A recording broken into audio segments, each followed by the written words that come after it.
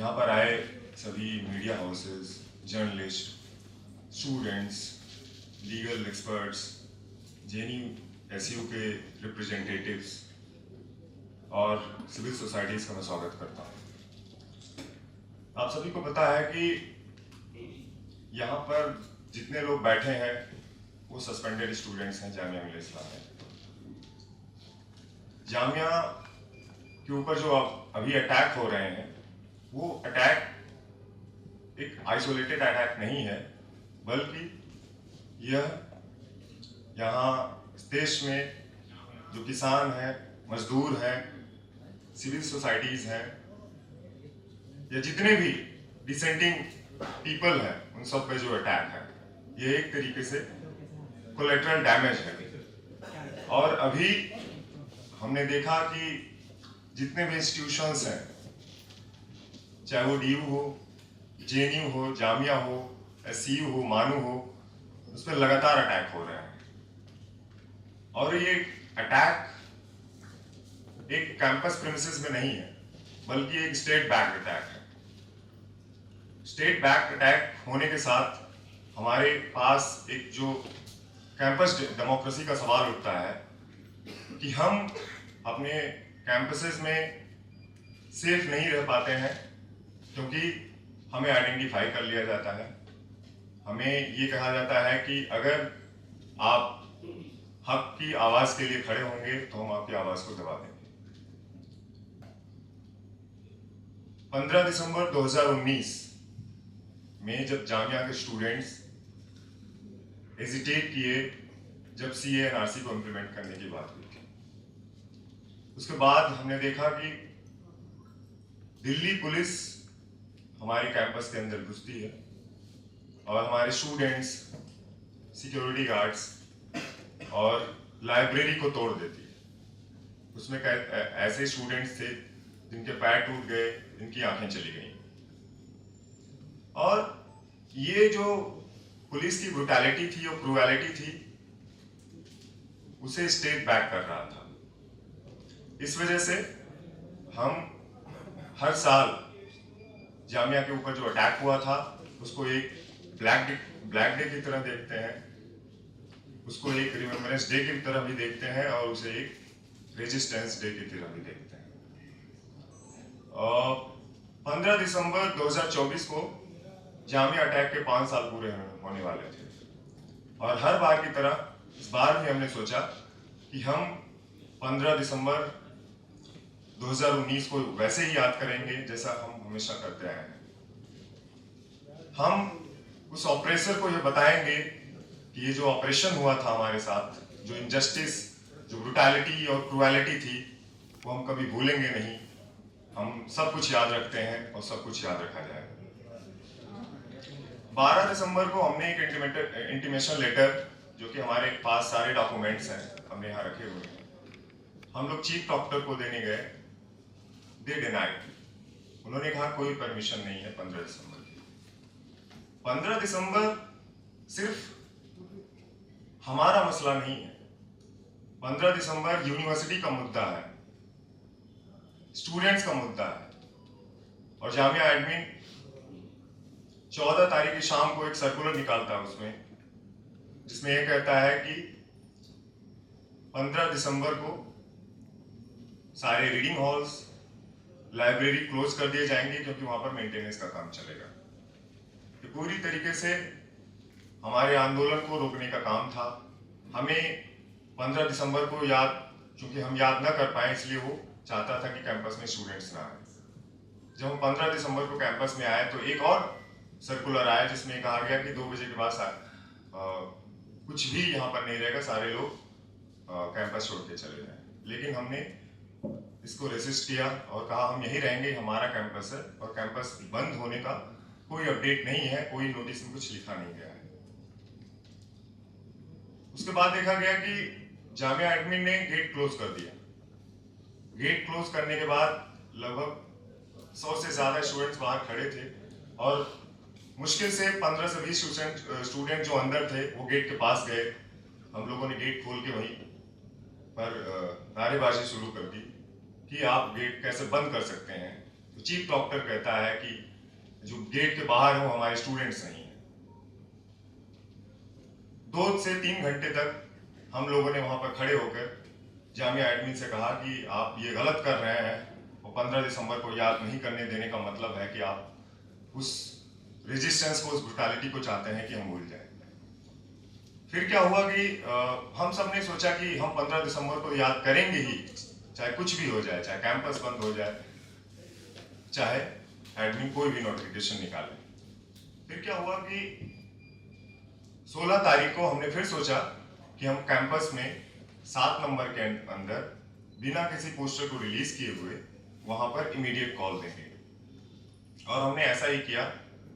शाम 5:30 बजे के आसपास हम वहां पर इकट्ठा हुए और जितने भी लोग, उसमें कुछ ऐसे स्टूडेंट्स थे जो 2019 में उस विच हंटिंग का, उस ब्रुटैलिटी का शिकार थे, जो आई विटनेस के फॉर्म में थे। हमने वहां पर अपनी स्पीचेस दी। उसके बाद सेंट्रल कैंटीन से लेकर लाइब्रेरी से होते हुए गेट नंबर 7 के पास हमने वहां पर जाके अपनी बात रखी, फिर कॉल ऑफ कर दिया सेंट्रल कैंटीन के पास आकर। 17 दिसंबर को 4 लोगों के ऊपर शो कॉज नोटिसेस आते हैं, जिसमें मैं, सौरभ, कॉमरेड निरंजन, कॉमरेड ज्योति और एक कॉमरेड फुजैल। और उस शो कॉज नोटिस में जो लिखा जाता है उसमें यह कहा जाता है कि आपने ऑफिस मेमोरेंडम 29 अगस्त 2022 और 29 नवंबर 2024 को ब्रीच किया है, जिसमें यह लिखा गया था कि यहाँ पर जितने भी ऑर्गेनाइजेशंस थे वो यहाँ पर कोई नॉन एकेडमिक गैदरिंग नहीं कर सकते, यहाँ पर प्रोटेस्ट नहीं कर सकते, धरना नहीं दे सकते। स्लोगन्स वो 2024 में जो 29 नवंबर में आया था उसमें ये लिखा गया था, उसको रिट्रेट करके 2022 के ऑफिस मेमोरेंडम को, कि जो कॉन्स्टिट्यूशनल डिग्निटरीज हैं उनके खिलाफ आप जो स्लोगन लगा रहे हैं वो आप नहीं कर सकते, और अगर आपने जामिया के रूल्स एंड रेगुलेशंस को वायलेट किया तो आपके ऊपर स्ट्रिक्ट एक्शन लिया जाएगा, डिसिप्लिनरी एक्शन लिया जाएगा। उसमें कई एलिगेशंस थे, जो 4 शो कॉज नोटिसेस हम सबको सर्व किए गए थे, उसका कंटेंट सेम था, उसे कॉपी पेस्ट कर दिया गया था। जिसमें एक एलिगेशन ये था कि आप अपने मैलाफाइड पॉलिटिकल एजेंडा को यहाँ पर सेट कर रहे हैं, जिसमें मेरा रिस्पॉन्स ये था कि हम सभी जामिया के स्टूडेंट्स हैं और जामिया के जो ऊपर अटैक हुआ था उसी को याद कर रहे हैं, हमारा यहाँ पर कोई पॉलिटिकल एजेंडा नहीं।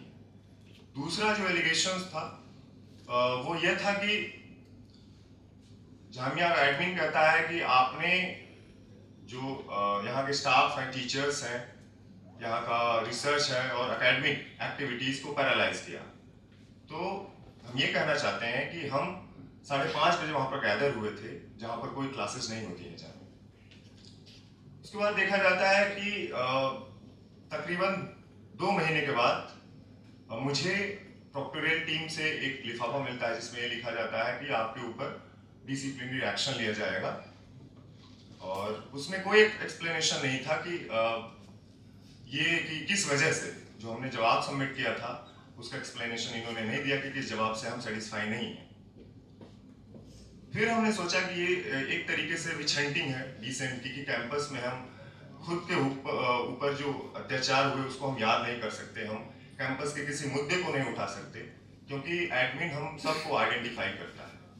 और इससे पहले भी जो ये टारगेटिंग है वो हमारे साथ 2 PhD स्कॉलर लुबैब और अल्फोज, इन दोनों के ऊपर भी डीसी बैठाई गई थी, जिसके बाद उनके ऊपर एक्शन भी लिया गया। तो हमने सोचा कि हम डीसी नहीं बैठने देंगे, क्योंकि ये हमारी वॉइसेस को कर्व किया जा रहा है कि अगर जामिया के मुद्दे हैं, अगर हॉस्टल का मुद्दा है, फी हाइक का मुद्दा है, मेस का मुद्दा है, तो हम अगर नहीं बोलेंगे तो ये एट्रोसिटीज और नए नए नोटिसेस आते रहेंगे।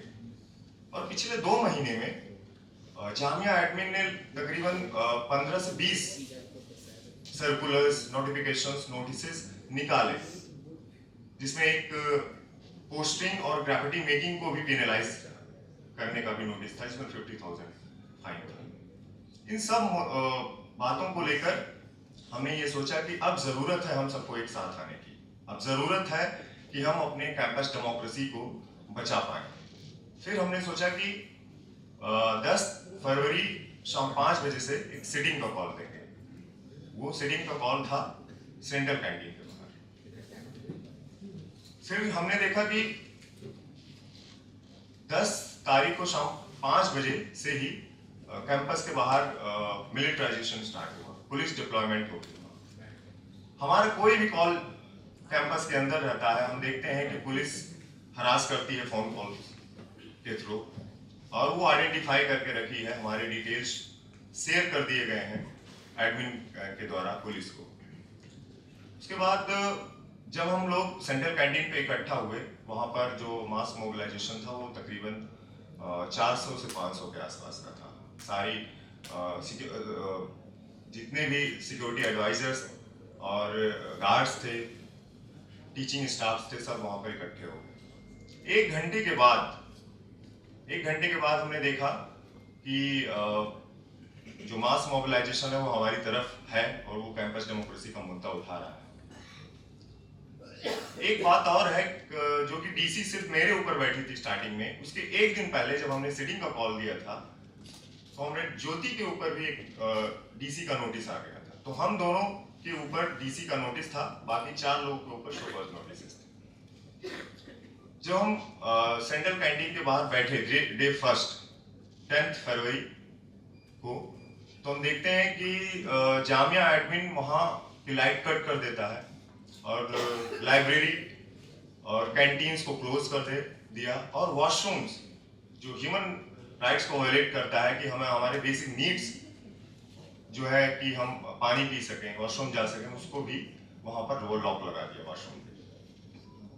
डे फर्स्ट में लगभग 12 बजे तक एडमिन कई तरह के थ्रेट्स देता रहा, उसमें नोटिसेस पे नोटिसेस निकालता रहा, और हम देखते हैं कि अगले दिन 11 तारीख को फिर से एक एडवाइजरी निकाली एडमिन ने कि यहाँ पर जितने स्टूडेंट्स हैं वो इलीगल कैप्चर किए हुए हैं उस एरिया को, और उन्हें हिदायत दी जाती है कि जल्दी से जल्दी इस एरिया को खाली कर दिया जाए।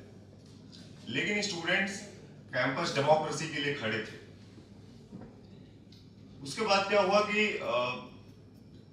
एडमिन ने जितने स्टूडेंट्स उन सॉलिडेरिटी में और वहां पर बैठे हुए थे उनकी डिटेल्स दिल्ली पुलिस को दे दी, और दिल्ली पुलिस कंटिन्यूअसली उनके पेरेंट्स को कॉल करके कह रही कि एफआईआर कर दिया जाएगा अगर वहां पर आपका बच्चा बैठेगा तो। वो इलीगल स्टूडेंट्स।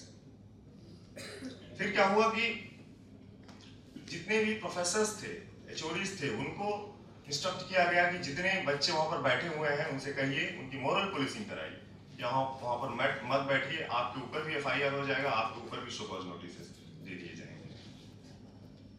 ये क्रम चलता रहा एडमिन के थ्रू, और एडमिन को लगा कि अब हम इस आंदोलन को ऐसे डाइल्यूट नहीं कर पाएंगे धमकियों से।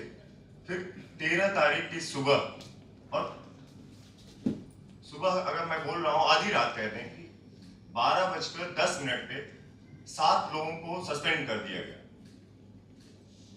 वो सस्पेंशन इमीडिएट था, तो हमें लगा कि अब सुबह तक शायद एडमिन हमें यहाँ से बाहर निकाल दे।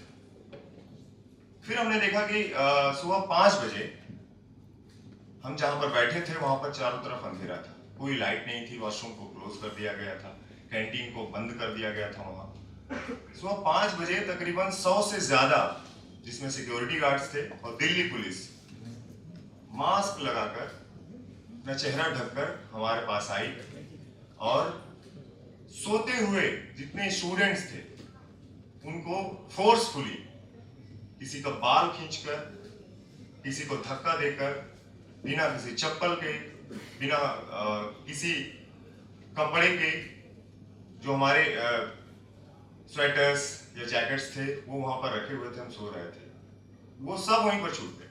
कुछ भी हमारी जो बेसिक नेसेसिटी उन सबको ताक पे रख के सब लोगों को डिटेन कर लिया, और डिटेन ऐसे रास्ते से किया गया जहां पर हम बैठे हुए थे वहां से लेकर दिल्ली पुलिस गेट के अंदर आई, 4 नंबर गेट के अंदर आती है, और वहां पर 3 वैन खड़ी हो जाती, और हम सबको एक ऐसे रास्ते से ले जाया गया जहां पर कोई कैमरा नहीं था, पूरा अंधेरा था। हम सबको फोर्सफुली, जिसमें हमारे कुछ साथी थी, वहाँ के मेल गार्ड्स उन्हें डिटेन किए, उनको धक्का दिया, उन्हें थप्पड़ भी मारे, फिर जाके हम सबको एक बैग में बंद कर दिया गया।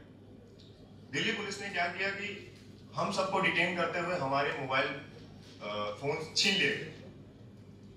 छीनने के बाद जब हम उनसे क्वेश्चन किए कि एक बात बताइए, हम प्रोटेस्टर्स हैं, कोई क्रिमिनल नहीं है, और क्रिमिनल जैसा व्यवहार हमारे साथ क्यों किया जा रहा है, हमें ये बताइए कि हमें आप कहाँ ले जा रहे हैं, हमें ये बताइए कि हमारा फोन हमसे क्यों छीना गया।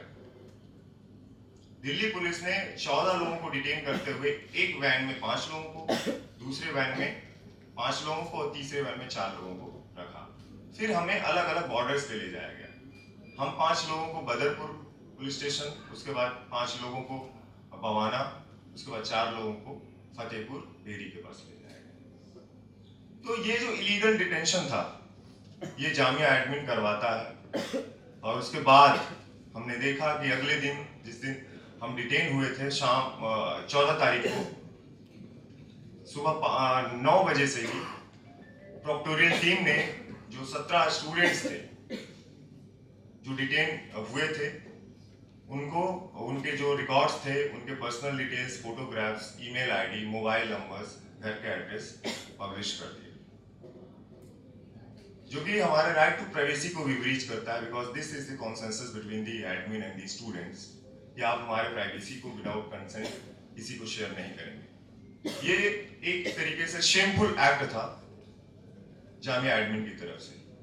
तो इन्हीं सब बातों को लेकर आज हम प्रेस क्लब में आए हैं, और मैं ये मंच क्वेश्चन आंसर के लिए छोड़ रहा हूँ।